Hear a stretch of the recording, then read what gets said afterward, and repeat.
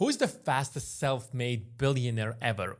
While it took Warren Buffett 55 years to become a billionaire, it took Jay Walker less than a year to go from zero to making over $1 billion. The internet back in the 1990s was just like the crypto in 2020. You could stick .com name at the end of any company and investors would throw millions of dollars into the company, hoping to make a fortune out of it. So Jay Walker was really smart. He went in and started Priceline.com, and his net worth went from zero to over $1 billion overnight. But then the .com bubble burst and most of the internet companies lost most of their value. But Jay Walker was smart again. He cashed out and his net worth today is around $500 million. However, Warren Buffett is still dominating the Forbes list. Yes, it took him much longer to join the Forbes list and become a billionaire, but his wealth is much more sustainable. And that's the kind of wealth you want to build, that is sustainable and keeps growing over time and won't be destroyed by another crisis that's coming. You don't want to be like those short-term millionaires who make a few $1 million and then splash it on a luxury lifestyle and then just file for bankruptcy, especially like the athletes. Did you know that the vast majority of athletes go bankrupt 5 years after retirement? These people make like millions of dollars. These people make so much money that most people watching this video will never make. And yet, 5 years after retirement, they end up broke. But let's assume for a moment that you have been working super hard and now you have made $1,000.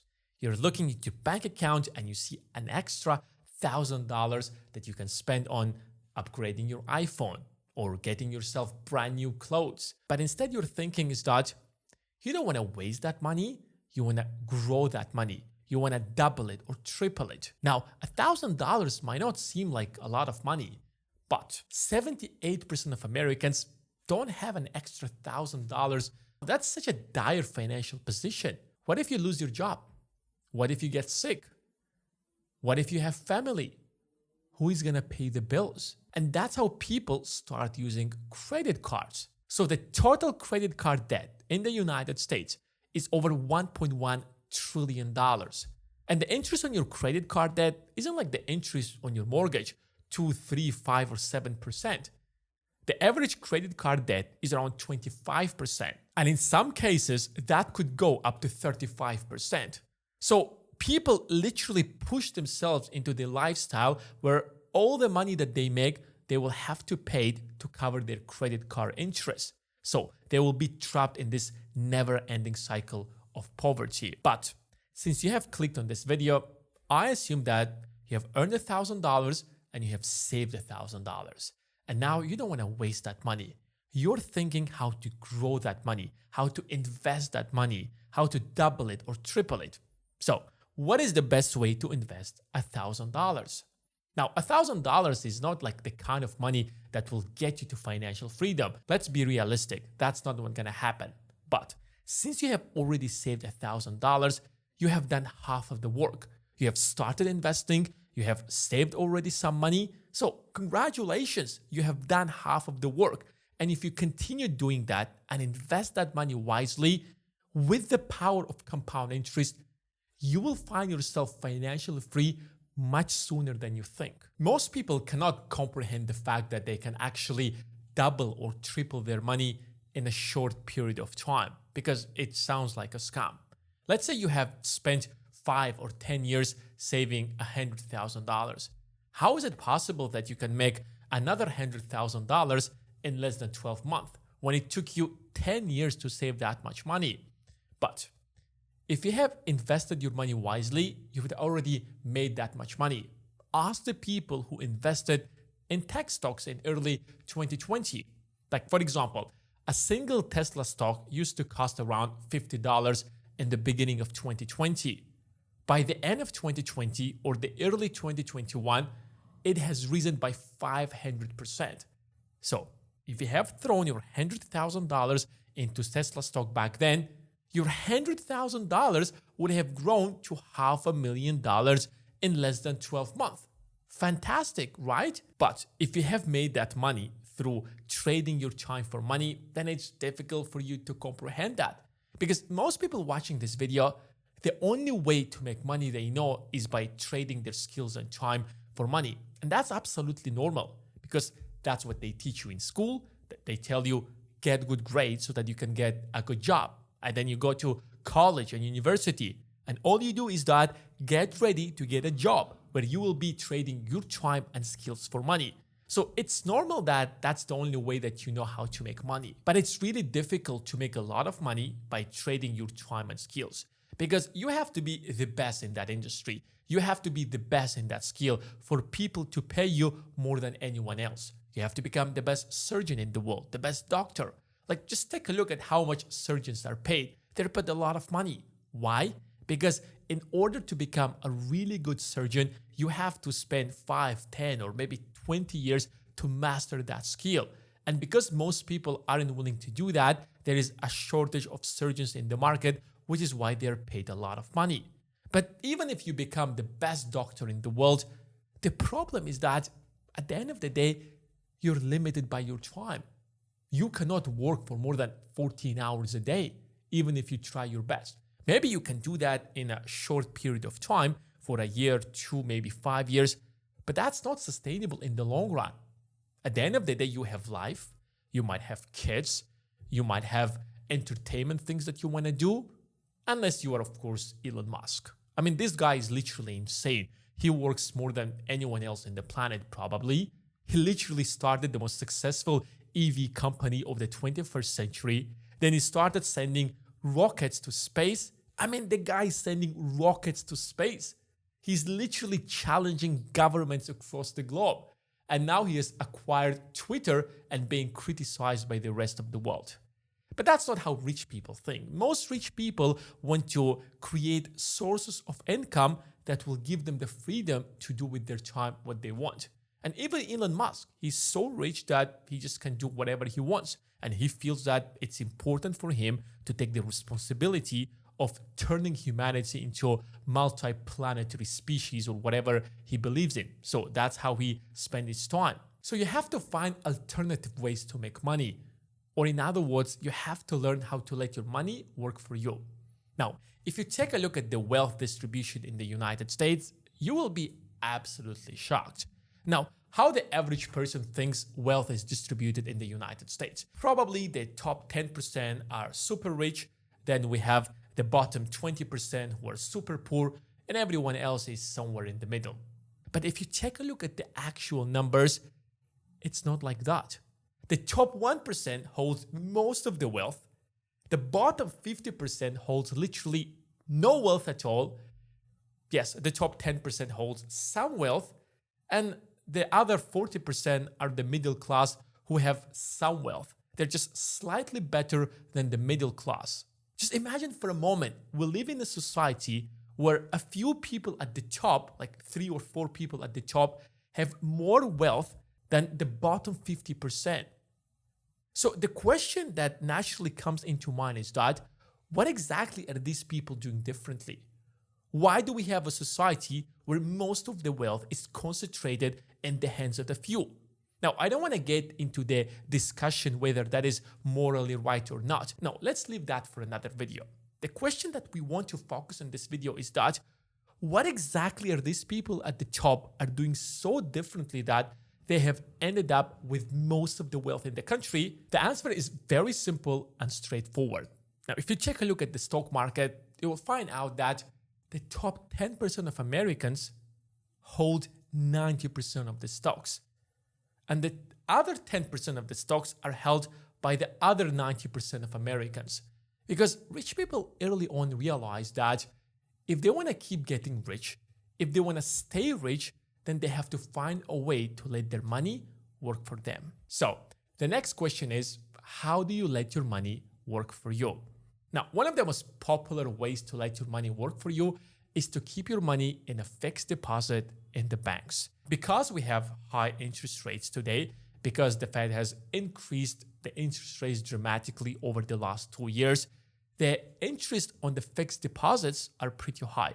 Like some banks today are offering up to 5 or 6% interest if you keep your money in their bank. So if you keep your $100,000 in that bank, by the end of the year, you will have an extra $5,000 or $6,000.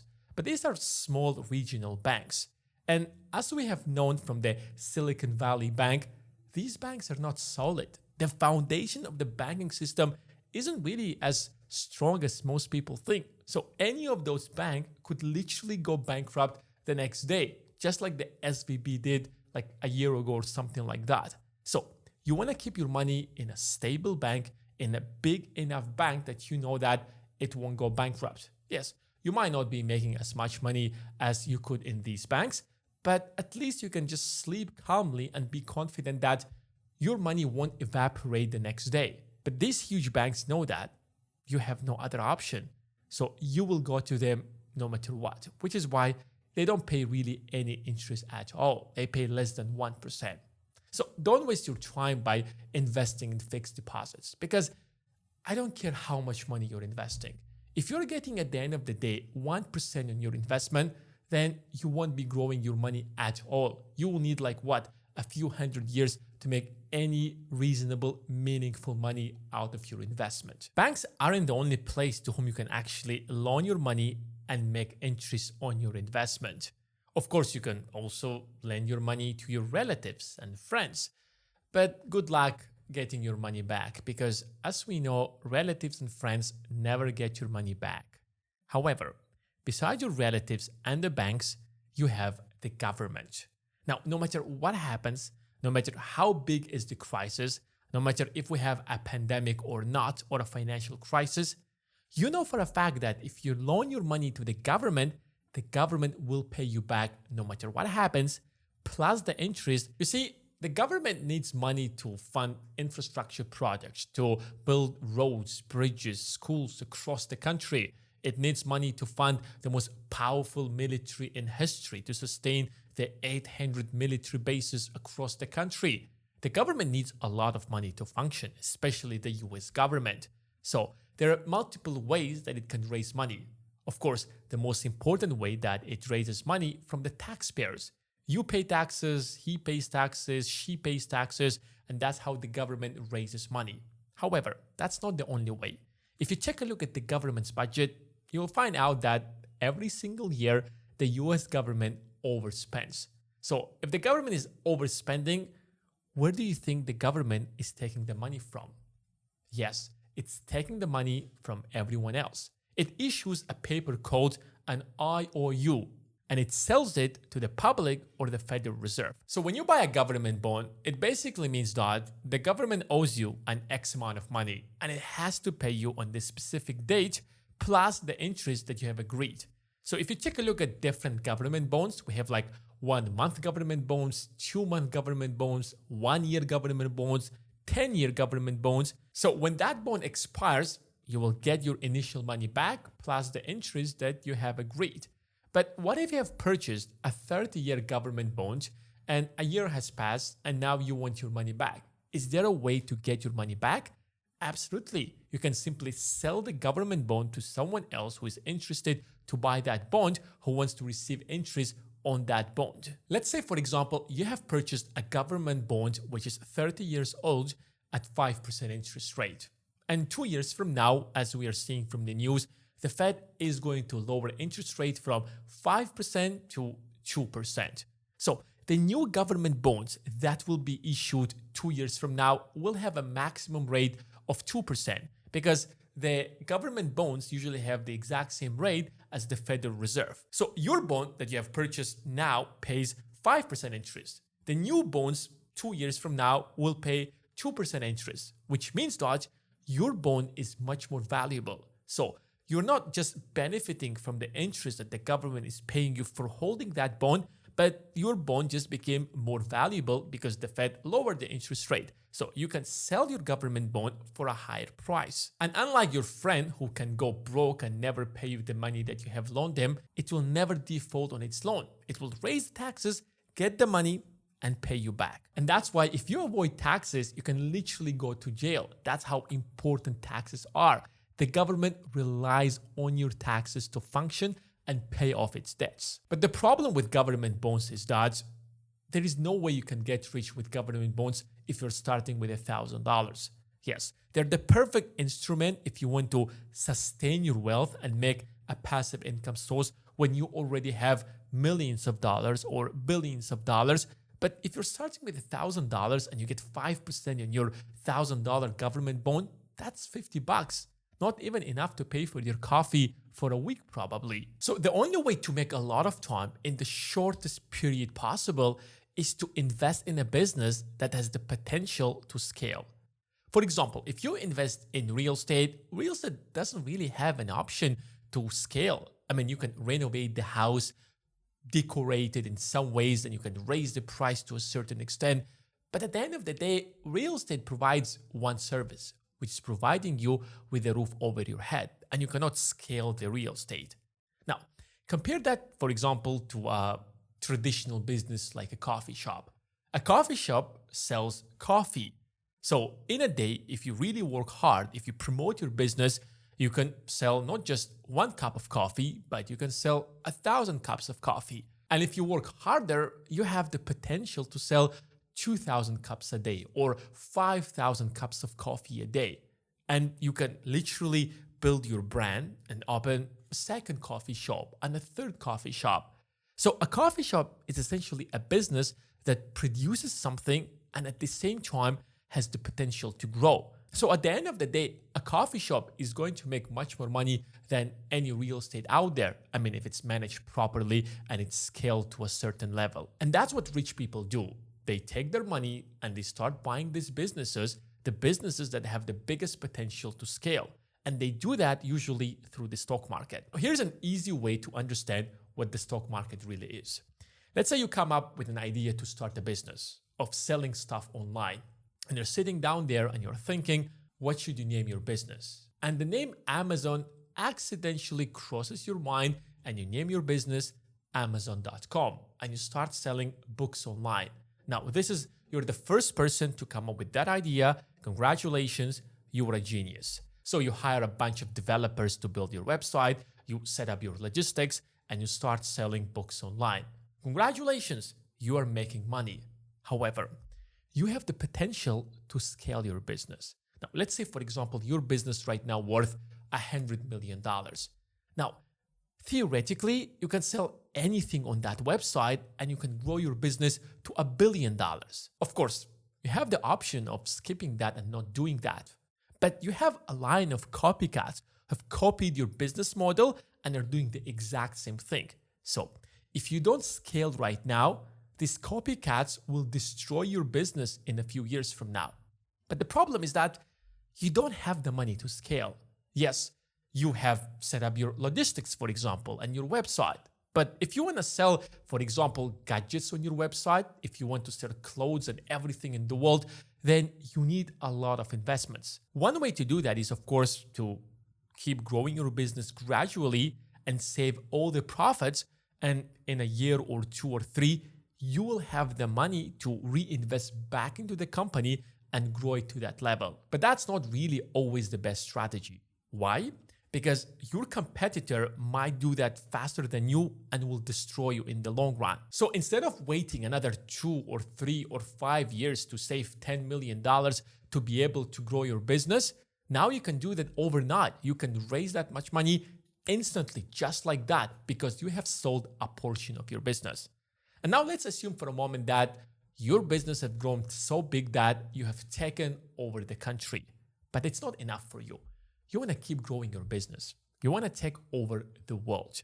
But in order to make your business international, in order to dominate e-commerce across the globe, you need to raise billions of dollars. Now, let's assume for a moment that your business at this moment worth $1 billion or $10 billion. So the next step for you to raise money is to list your company in the stock market, which will allow everyone across the globe to buy a share or a portion of your business. Of course, this is an oversimplification, but that's how the stock market works in short. Companies start growing slowly, and when they reach a certain level and they need to raise billions of dollars, they go to the stock market because that allows them to offer their shares not just to a few angel investors, but literally to the rest of the world. And if people are interested, if people believe that this company is going to grow. If people believe that this company has a future, they will throw their money, buy the stock of that company that will allow that company to keep growing and make more money and become a global international conglomerate. But most of the stocks that you buy from the stock market, you don't really buy them directly from the company. Like if you just go to the stock market right now and buy Amazon stocks, you don't buy Amazon stocks from Amazon, or you don't buy Apple stocks from Apple. Because when the company lists its stock to the stock market for the first time, that's known as IPO, initial public offering. Of course, time to time, companies sell stocks directly to the public, but most of the time, when you buy stocks, you probably buy them from somebody who purchased them from Amazon, for example. Let's say, for example, Amazon went public and I purchased stocks directly from Amazon. And now years has passed since then, and I want to sell my stocks. So when you're buying stocks from the stock market, you're buying from people like me, from people who have already purchased the stocks. Maybe I want to sell my stocks because I think that Amazon has reached its peak. Maybe I want to sell my stocks because I'm just tired of just holding my stocks and I want to see cash on my hands to buy another yacht or to buy a Bugatti or to buy whatever I want to buy. So people sell their stocks for whatever reason they think they want to sell them. It doesn't really matter. As long as you believe that this company has a future, as long as your analysis is showing that investing in this particular company is the right choice, you go and invest. So unlike the real estate where it grows by probably around 5 or 6% at best annually, the companies in the stock market can easily grow by 50%, 100%, or 200%, because these are businesses that consistently reinvesting back into themselves and trying to grow. For example, when Facebook went public, it was just Facebook, but then the company started growing and it acquired WhatsApp, then it acquired Instagram, and then it launched Threads, a competitor to Meta. So as of the time of this video, Facebook is no longer just Facebook, it's Meta conglomerate. It's a huge multi-billion-dollar company that is on the way to become a trillion-dollar company. So if you have invested in Facebook back when they went public, your investment today worth a lot more, especially if you're starting with a small capital of $1,000. I mean, if you throw it into the real estate, I mean, you can't even invest it in real estate. And if you throw it into the bonds, for example, you can expect 5%. But here in the stock market, if you choose the right stock, especially if you're investing in tech stocks, you can easily double or triple your money as long as you're investing in the right company. But that's the challenge. The challenge is to have a deep understanding of the stock market. The challenge is to be a master of the stock market, to be able to analyze stocks, to differentiate good stocks from bad stocks, to understand which companies have the future. And to make 100% or 200% in the stock market doesn't mean that you have to go and find a small, tiny company that has a big, bright future. No, sometimes investing in a well-established company can already get you 100%. Just take a look at Microsoft. Over the last 12 months, the stock of Microsoft has grown by about 70 or 80%. And it's one of the largest companies in the world. But what if I don't have an extra $1,000? What if I'm really bad at saving money? What if every time I save money, I end up just wasting that money?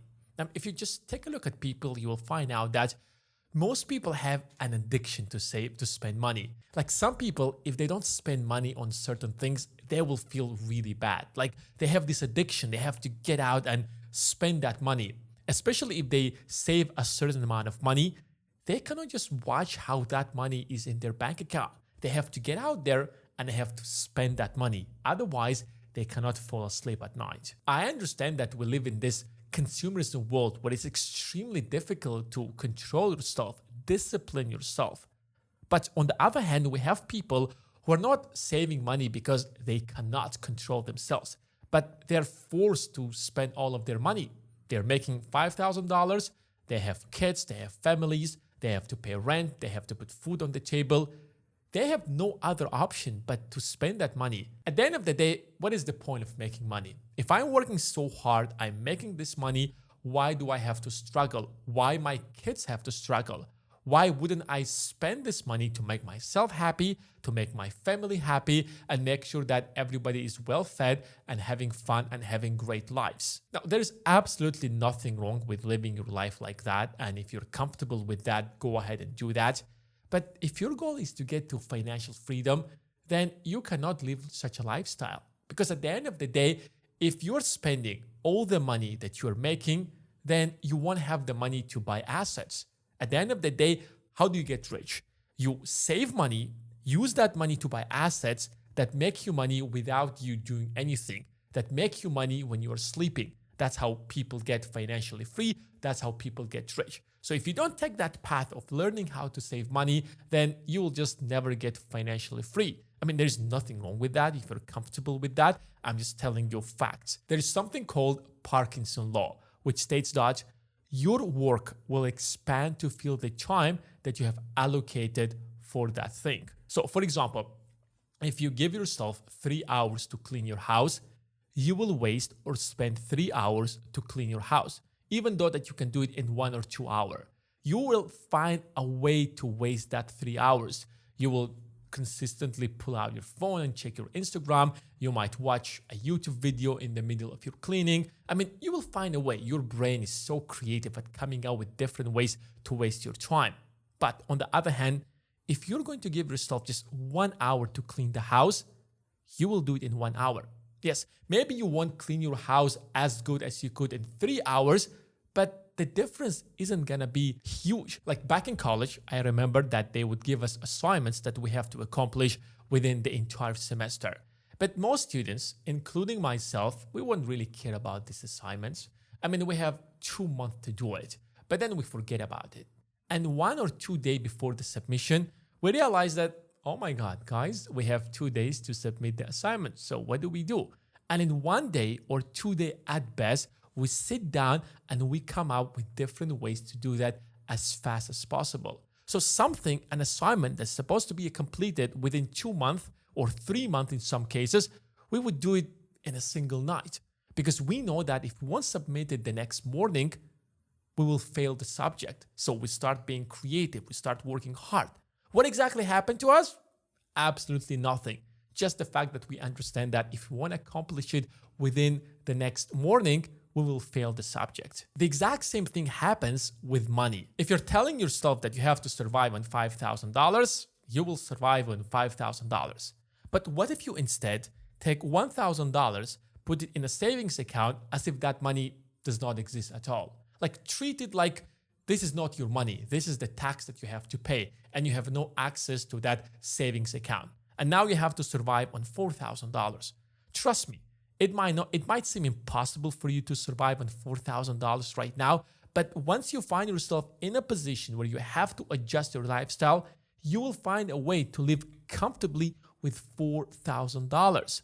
Apply that law with your money and you will be shocked by the results. Trust me, this is the best and the fastest way to save as much money as possible. That does not mean that you should force yourself to learn to live on the minimum budget and stop making money. No, make as much money as possible, but learn how to survive on the minimum amount of money. Like for example, when I started making like 20, 30, or in some cases 50 times more money than I used to spend, I did not inflate my spendings.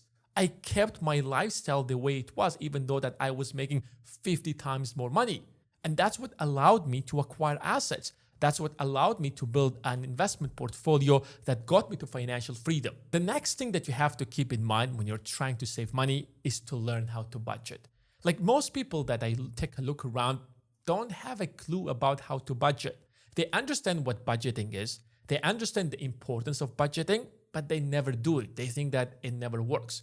Like I constantly see people who save $5,000 or $10,000 for 6 months or a year, and then they blow up that money in a single week in a vacation. I mean, for God's sake, how are you trying to get financially independent when you don't have a discipline of controlling yourself, when you can blow up all of your savings in a single vacation? Who are you fooling? You have no chance to become financially independent. You see, you have to understand that there is no limit to how much money you can spend. Like you can spend not just 10 grand. You can spend 100 grand, $1 million, $10 million on a single vacation. There is no limit.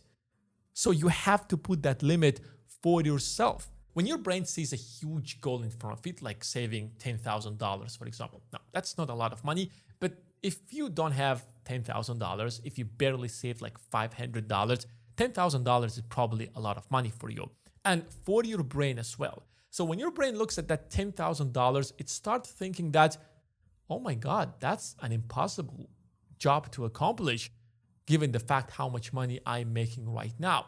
So every time you want to save money, your brain will come up with an excuse to spend that money. I mean, what's the point of saving that $200? I mean, you will save it a different day, next month, when the next paycheck will come. At the end of the day, you have another 9 months in front of you.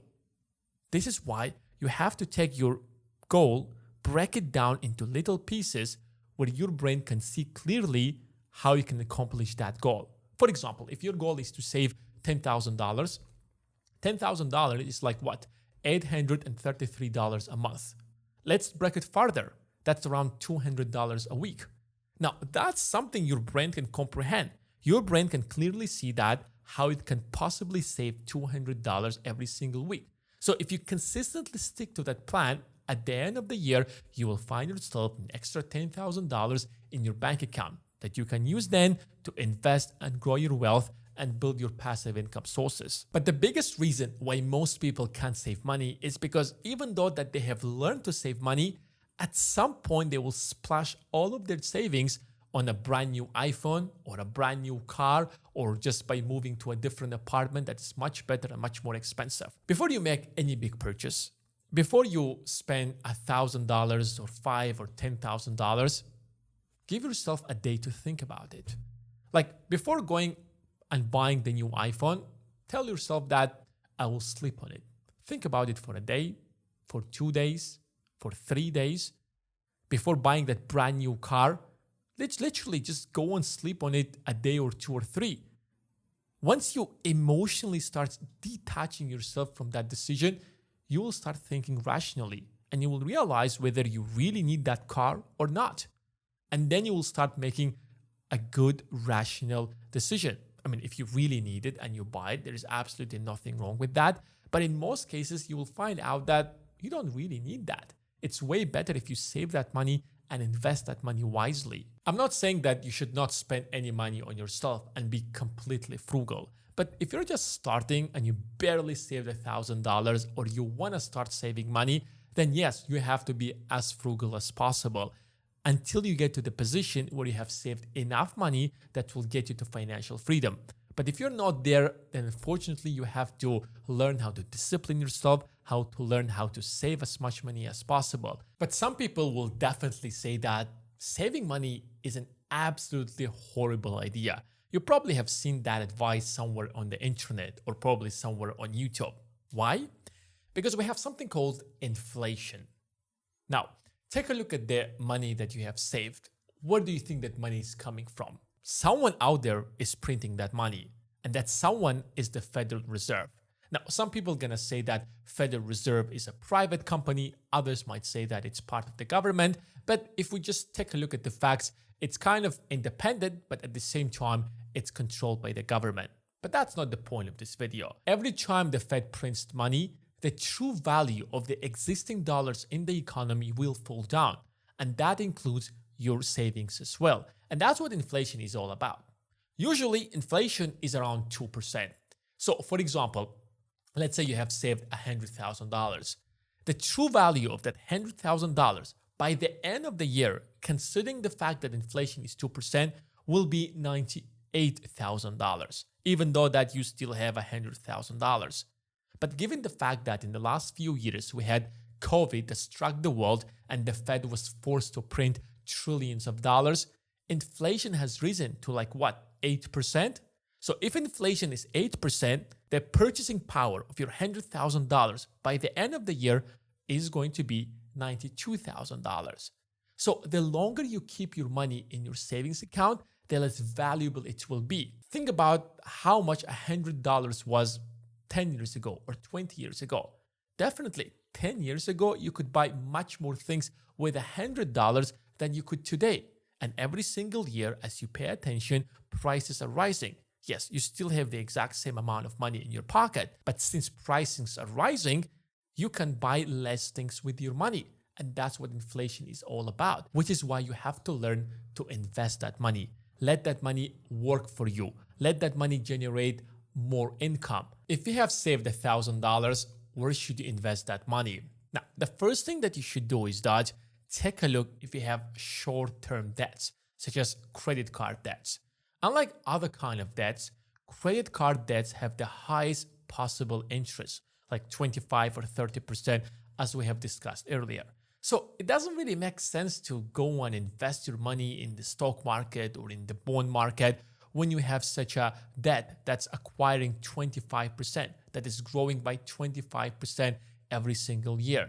So closing down that debt is the first thing that you should do if you have an extra $1,000. In fact, you should close all of your credit card debts as soon as you can.